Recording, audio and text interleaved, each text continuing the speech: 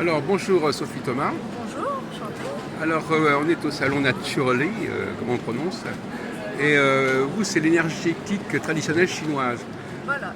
Donc c'est un terme qui... Bon, il y a des éléments là sur la table, c'est des éléments, mais il n'y a pas que ça. Il n'y a pas que ça. Ça, c'est différents outils. On va utiliser les ventouses, on va utiliser l'aiguille, on va utiliser l'armoise. L'armoise, c'est une plante séchée qu'on va venir agglomérer au bout des aiguilles. Voilà. D'accord. Donc séchée. On va venir agglomérer au bout des aiguilles pour pouvoir y mettre le feu et permettre à la chaleur de rentrer à l'intérieur du corps. Oui. Voilà, ça permet de faire circuler les énergies et d'harmoniser le corps. Alors, il y a toute une théorie derrière, enfin, il y a toute une philosophie derrière tout ça. Toute une philosophie, donc on est sur la philosophie taoïste, on parle du yin et du yang, des 5 éléments, il y a vraiment tout un tas de techniques qui en découlent. On travaille avec les méridiens du corps, Bien sûr. Voilà, donc les différents points énergétiques. Et vraiment le but c'est de prendre en considération chaque personne étant unique, interagissant entre le corps et l'esprit, différents symptômes, trouver le tronc commun, la racine commune qui provoque tous ces symptômes pour pouvoir harmoniser la personne et lui permettre de retrouver bonne santé, se débarrasser des maux qui l'incommodent. Donc ça, c'est un travail préparatoire. Ça, c'est un travail préparatoire. De diagnostic. De diagnostic, voilà. Moi, je vais apprendre le pouls, regarder la langue, regarder la personne, la façon dont elle s'exprime, la façon dont elle se comporte, dont elle se tient. Il y a vraiment plein d'indices. Les yeux me donnent plein d'informations. Et vous avez été formé à tout ça. J'ai été formée à tout Il y ça. a une école en Champagne, je ne sais pas où. Voilà, j'ai été formée sur Paris. Ah déjà, Voilà. donc vous venez J'ai déjà été formée sur Paris pendant 3 ans et qui nous prépare à connaître vraiment tout le mécanisme, la pensée taoïste et le fonctionnement des méridiens à travers le corps. Voilà. Alors, donc on pense par exemple, alors il y a des parties féminines, masculines, il y a des choses comme ça dans le corps. Masculine, non, parce que là vous me parlez yin-yang. Donc le yin-yang, souvent on va l'associer au clair, à l'obscur, au féminin, au masculin. C'est à tort. L'un en comparaison de l'autre, oui, ça c'est un cas de figure, mais ça découle vraiment d'un tas de choses derrière. On va avoir le yin, le féminin, le yang, le masculin, le yin, le sang, le yang, l'énergie. C'est vraiment deux forces opposées et complémentaires qui circulent l'une avec l'autre. Voilà. Mais est-ce que ça veut dire que l'homme et la femme ont un mode de fonctionnement différent quelque part? On a un mode de fonctionnement quelque part qui peut être différent parce que la femme aura tendance à être un peu plus yin et l'homme un peu plus yang. Mais clairement, si les deux ne sont pas en harmonie, ça ne peut pas fonctionner. On est un tout, donc on a tous un petit peu de chaque à l'intérieur de nous, dont une prépondérance un peu plus au yang, parce que c'est le yang qui donne le mouvement, qui vient provoquer la circulation.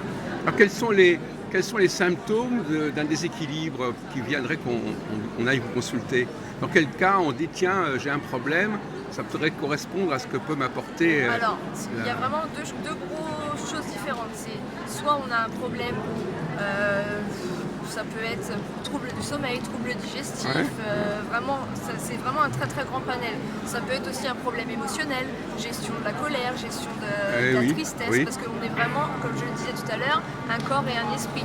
On n'est pas dissociés. Donc les émotions, elles interagissent beaucoup sur notre intérieur et elles viennent des fois créer des blocages. Ça, c'est dans les circonstances où on a des symptômes, où on a des choses qui sont déclarées. Après, l'énergétique chinoise, c'est quand même une discipline de vie. Une discipline, et de prévention. C'est-à-dire que les Chinois, ils ont 5 saisons, dont le printemps, le commencement de l'année pour eux, démarre au Nouvel An chinois. Oui, voilà. Donc c'est en décalé par rapport à nous. Et donc ils ont étudié vraiment les mouvements de la nature depuis des années et des années.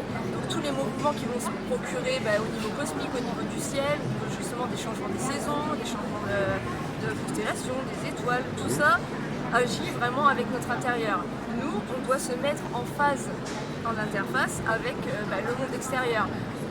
Vraiment la philosophie taoïste, c'est l'humain est compris entre le ciel et entre la terre. Donc on interagit avec la terre et avec le ciel. Tous ces mouvements-là à l'intérieur de nous font que chaque changement de saison, comme il y a des changements au niveau de ces énergies, le corps doit s'adapter. Il y a une cyclicité. Il y a une cyclicité. Donc dans le cas où on n'a pas de symptômes particuliers et Ouais. pour Comme vraiment ça, en oui. guise de prévention, c'est venir faire sa séance à chaque changement de saison pour Ah, pouvoir d'accord. s'acclimater à Ah, la oui. saison, Ah s'adapter oui. et garder justement bonne santé tout au long de la saison. Alors dites-nous justement, parce que ça nous intéresse, quels sont les... Alors, donc chaque saison a ses valeurs, en quelque sorte, a son mode de vie. Chaque saison a oui, ses valeurs, son mode de vie, son émotion qui est associée, une partie du corps qu'elle va gérer plus ou moins, un méridien énergétique qui va y être associé. Si je prends l'exemple du printemps qui est associé à la saison du bois, on va avoir au niveau des énergies le méridien du foie, de la vésicule biliaire qui vont être le plus présents. Donc pour adapter avec l'environnement, c'est vraiment sur ces méridiens-là que je vais travailler le plus pour pouvoir les mettre justement en tant qu'empereur dans leur saison et permettre au corps de s'acclimater, que ça fonctionne bien pour pouvoir garder votre Mais alors quel comportement doit-on modifier? C'est au niveau alimentaire, c'est au niveau relationnel, c'est comment? Qu'est-ce que ça veut dire de changer, passer par exemple de l'automne à l'hiver ou de l'hiver au printemps? Alors, le corps a des capacités d'adaptation. Donc, dans certaines saisons, on va vraiment s'adapter simplement et sainement. Moi, comment je vois l'adaptation, ça se passe vraiment au niveau du pouls. Chaque pouls, avec chaque saison, a des critères différents. Par exemple, si on prend l'exemple encore du bois, la caractéristique du pouls, ça va être d'être un peu superficiel et tendu sous le doigt, un peu c'est comme si je posais les doigts sur une corde de guitare. Je dois retrouver cette qualité qui est propre à la saison. Et à chaque changement de saison, le pouls change et Mais tout ça se fait normalement, il n'y a pas besoin de faire attention. ça se fait normalement ou pas, ça dépend. On est censé pouvoir s'adapter et s'acclimater, mais il y a des fois où le corps voilà. ne s'adapte pas. C'est pour ça qu'on préconise une séance à chaque changement de saison pour pouvoir vraiment s'adapter en fonction de la saison et vraiment, si le corps n'y est pas passé de lui-même, acclimater le corps pour... Il y a des personnes qui la passent saison. mal certaines saisons, par Des exemple. personnes qui passent mal certaines saisons. Tout dépend de votre terrain, tout dépend de... C'est vraiment aléatoire. Alors que je n'ai pas très bien compris. Alors on a 4 ou 5 saisons finalement, On a 5 saisons. et qui ne sont pas de la même longueur, c'est ça? Comment ça se passe? Alors, c'est pas la même longueur, ça dure sur 12 mois également. Oui. Et on va avoir donc le printemps qui est associé au bois, on va avoir le feu qui est associé à l'été, on va avoir une saison qui est complémentaire, qu'on va appeler l'été indien, qui sera associé à l'élémentaire. Alors elle dure aussi longtemps que les autres ou... Alors, elle est répartie sur différents moments. On va avoir le mois de juillet qui est vraiment acclimaté à l'élémentaire, parce que la terre, c'est l'adaptation, c'est l'énergie de l'estomac et de la rate. C'est vraiment tout ce qui provoque les transformations à l'intérieur de nous et qui permet de s'adapter. Donc, elle a son mois de juillet qui est complexe. Et après, entre chaque saison, vu que ça demande de l'adaptation et de l'acclimatation, on retrouve un petit peu de cette saison entre chaque saison. Ah oui. C'est le mécanisme qui fait qu'on vient s'adapter, qu'on vient transformer. Ah oui, c'est ça. Donc c'est une sorte de sas entre chaque saison. permutation Et c'est et ça, de le sas qui, dans sa totalité, constitue une saison. Voilà, c'est ça. Donc c'est une saison ambulante en quelque sorte, Un petit peu ambulante, on peut Mobile. la considérer un petit peu. mutable. On peut la considérer comme ça. Au niveau des 5 saisons, elle est aussi centrale, parce que c'est vraiment celle qui va redistribuer à Oui, chacun, oui, qui va d'accord. vraiment permettre de s'adapter. Et donc ça s'appelle comment cette saison? C'est le bois, c'est quoi? C'est la terre. La terre. C'est l'élément de la terre. Donc la terre. Et on l'appelle l'été indien. un petit peu. C'est la cinquième saison, la cinquième quintessence. saison, c'est ça. Exactement. D'accord. Oui. Exactement. Et alors donc, comme vous dites, soit on vient pour... C'est un art de vivre, qui de toute façon est beau pour tout le monde, Ok, bon. ou alors c'est vraiment parce qu'il y a une pathologie quelque part. Voilà, c'est ça. Comme je vous dis, à la base, une médecine de prévention. Donc, le but, c'est, étant en bonne santé, on vient préserver Mieux vaut cette prévenir que santé. guérir, oui. Exactement. Oui. Mais après, voilà, on est dans un monde où les gens ont déjà plein de maux à soulager. Donc, on peut aussi trouver le problème énergétique qui fait que on a tel ou tel mot aujourd'hui, comment le régler. Alors, pour illustrer un petit peu votre propos, par exemple, tout à l'heure vous en parliez avant ça, on est dans le domaine des ventouses, on est dans le domaine de la pression, de l'acupuncture, c'est ça. pas? On a les aiguilles, on a, je dis, vraiment les moxa et on a aussi les ventouses. C'est vraiment adapté en fonction de chaque personne, de chaque besoin. Et Alors, de chaque demande. si je comprends bien, si on dit qu'on a mal à tel endroit, il faut intervenir sur tel canal ou tel méridien, Voilà, je ne sais pas. sur tel méridien. Si on a mal à tel endroit, moi je vais, comme je disais, de par le diagnostic, donc le pouls, la circulation qui est propre à chacun, comprendre pourquoi on a mal à tel endroit. Qu'est-ce qui s'est passé énergétiquement à un moment, qu'est-ce qui a dysfonctionné à un moment, ou quel élément ou quel endroit manquait d'énergie pour qu'on en arrive à ça aujourd'hui. Et je viens vraiment essayer de trouver la racine du problème et traiter la source pour pouvoir ne pas seulement traiter un symptôme par un symptôme, mais vraiment... Donc ça veut dire que par exemple si je vous dis par exemple que j'ai mal au pied droit, ça vous donne toute une série, ça vous donne une orientation, une piste. Ça donne une orientation. Vous allez me dire mal au pied droit, moi je vais vous poser certaines questions, si vous avez d'autres douleurs ou d'autres choses, vraiment plein de questions. Je vais regarder la langue, hein. C'est une vue de l'intérieur du corps qui me donne beaucoup de renseignements sur votre circulation, le pouls qui m'en donne également beaucoup d'autres, et puis plein de choses. La couleur de la peau, la température de la peau, l'éclat des yeux, les cheveux, la couleur, vraiment beaucoup de choses. Donc ça c'est des questions, on discute avec la personne, c'est ça. Et on discute avec son corps aussi quelque part. Voilà. Je sais pas, on interagit. Vous n'êtes pas dans la kinésiologie, mais enfin vous touchez quand même. Oui, on touche, on vient prendre le pouls radio, on vient prendre le pouls à différents endroits du corps. Hein, et à partir de là, vous intervenez, par exemple, qu'est-ce que vous faites comme traitement alors finalement? On fait des traitements énergétiques sur les méridiens. Et alors alors je vous pose une question un peu basique, comment est-ce qu'on intervient sur les méridiens alors? Par le levier qui est l'aiguille. Et l'aiguille, on l'applique à quel endroit, Tout va dépendre de Mais oui, qui se situent dans le corps, les méridiens, ils sont... Alors on en a répartis, on peut le voir sur les affiches là. On a 12 grands méridiens répartis sur l'ensemble de notre corps. On a des méridiens yang, on a des méridiens yin, on a des méridiens où l'énergie rentre à l'intérieur du corps, où l'énergie sort du corps. Mais ça s'applique à quel endroit généralement du corps? C'est propre à chacun. Vous pouvez piquer n'importe où. En fonction du diagnostic, oui, d'accord, propre à chacun, mais on va en avoir sur les bras, on va en avoir sur le tronc, sur les jambes, sur la tête, on va vraiment avoir des méridiens qui parcourent tout le corps. Et alors, ce sont des effets immédiats ou c'est un traitement qui doit se prolonger? Comment ça se passe? Alors, ça dépend aussi de la pathologie, depuis quand elle est installée, depuis combien de temps ça a mis à se dérégler. Mais en tout cas, à partir du moment où on fait une séance, on vient déjà observer des changements au niveau du pouls. Ça veut dire que la circulation est en train de changer, se rétablir. Moi, avec les aiguilles, je donne l'information au corps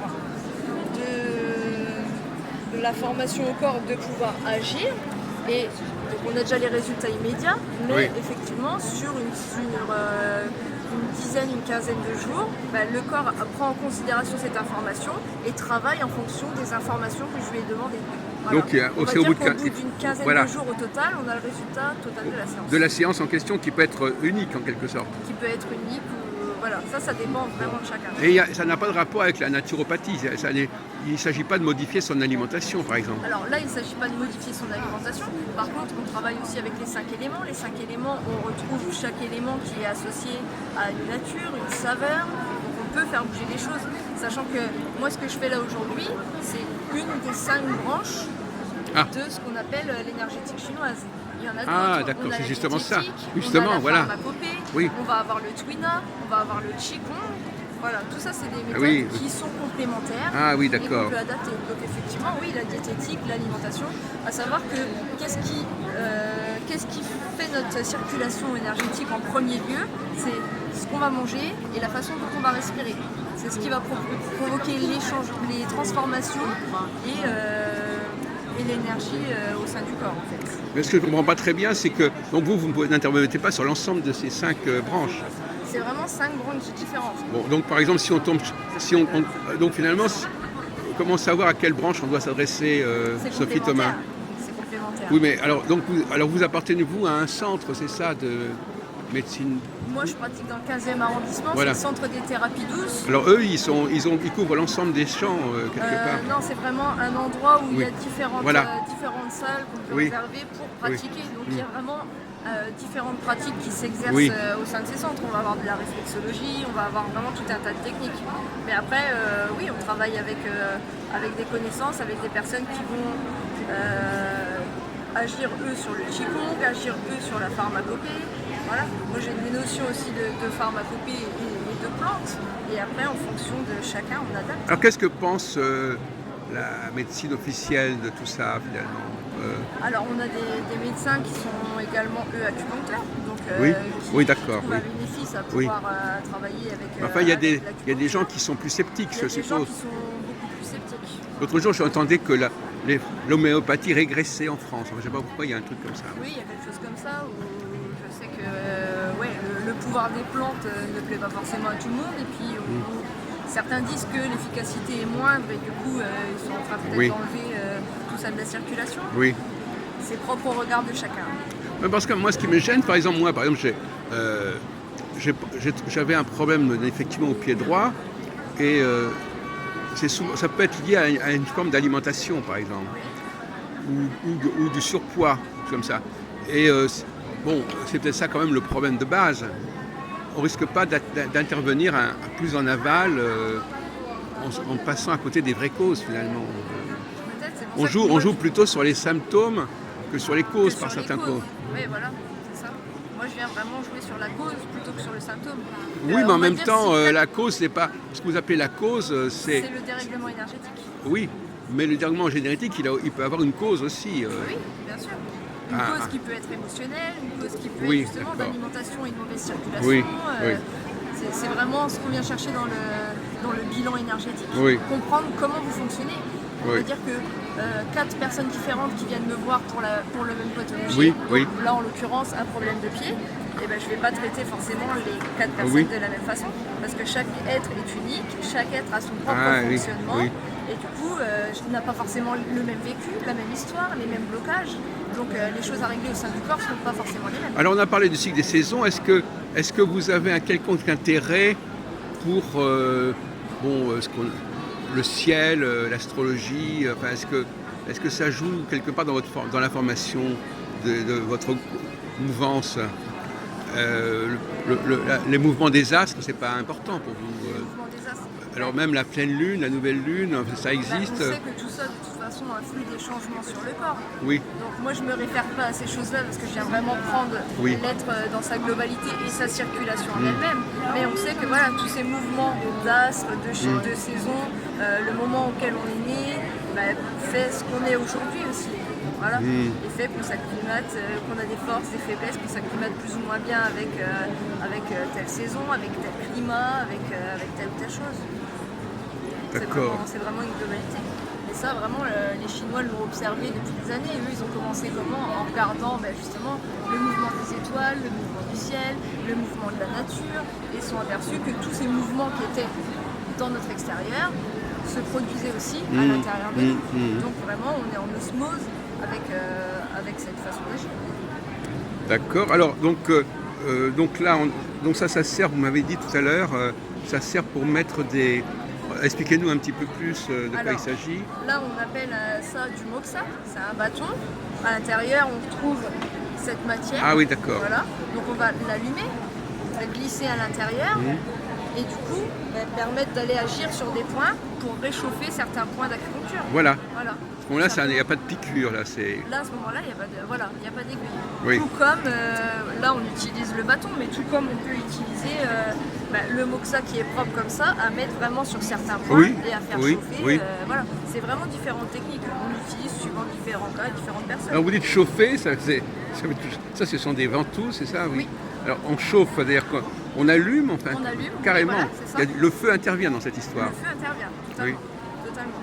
Et après, on ne va pas l'utiliser forcément dans tous les cas. Non. Des personnes qui vont être yang de yang, trop de chaleur interne, on ne va pas leur rajouter du feu sur du feu. Voilà, c'est ça. C'est vraiment au cas par cas. D'accord. Au cas par cas. Bon, écoutez, je vous remercie, Sophie Thomas. Je vous souhaite de bien vous habituer à Paris. Merci. Parce que vous venez de débarquer un peu. Donc finalement, il y a une demande par rapport à ça. Vous arrivez à toucher le public. Vous avez un site, vous avez des moyens de vous faire connaître, à part notre propre... J'ai pas de site internet, c'est pour ça que je suis là aujourd'hui, c'est pour pouvoir rentrer en contact avec les gens, échanger, parler un petit peu de ma technique. Les gens qui veulent vous contacter, ils ont votre mail, c'est ça? Voilà. L'adresse mail, mon numéro de téléphone, oui. Voilà, mes coordonnées classiques. Bon, bah, écoutez, j'espère que ça aura des effets Je vous remercie. positifs. Merci beaucoup. Merci.